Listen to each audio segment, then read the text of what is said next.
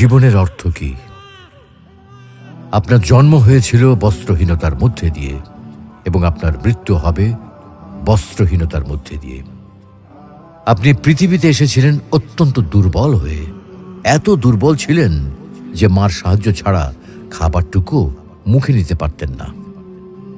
আপনি যখন এই পৃথিবী ছেড়ে চলে যাবেন তখনও আপনি অত্যন্ত দুর্বল ও অসহায় থাকবেন।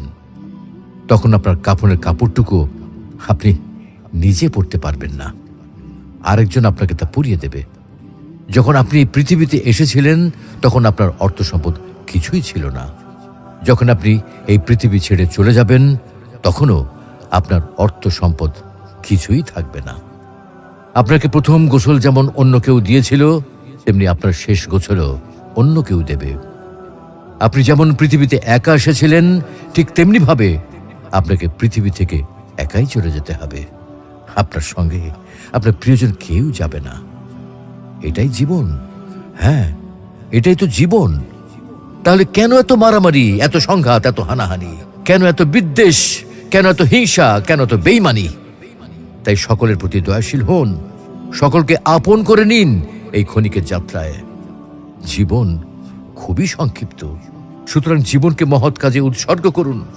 সর্বদাই নিজের ও মানুষের কল্যাণ করুন, অনর্থক কাজ থেকে নিজেকে বিরত রাখুন। তাহলে আল্লাহ রাব্বুল আলামিনও পরকালে আপনার কল্যাণ করবেন। পরিশেষে পবিত্র আল কোরআনুল করিমের এই আয়াতটির অর্থ গভীরভাবে অনুধাবন করুন আর ভাবতে থাকুন মহান আল্লাহ রাব্বুল আলামিন আপনাকে লক্ষ্য করে কি বলছেন। يا أيها الذين آمنوا لا تلهكم أموالكم ولا أولادكم عن ذكر الله ومن يفعل ذلك فأولئك هم الخاسرون وأنفقوا مما رزقناكم من قبل أن يأتي أحدكم الموت فيقول رب لولا أخرتني إلى أجل قريب فأصدق وأكن من الصالحين ولن يؤخر الله نفسا إذا جاء أجلها والله خبير بما تعملون। হে ঈমানদারগণ, তোমাদের ধন সম্পদ ও সন্তান সন্ততি যেন তোমাদেরকে আল্লাহর স্মরণ থেকে গাফেল না করে। আর যারা এ কারণে গাফেল হয় তারাই তো ক্ষতিগ্রস্ত।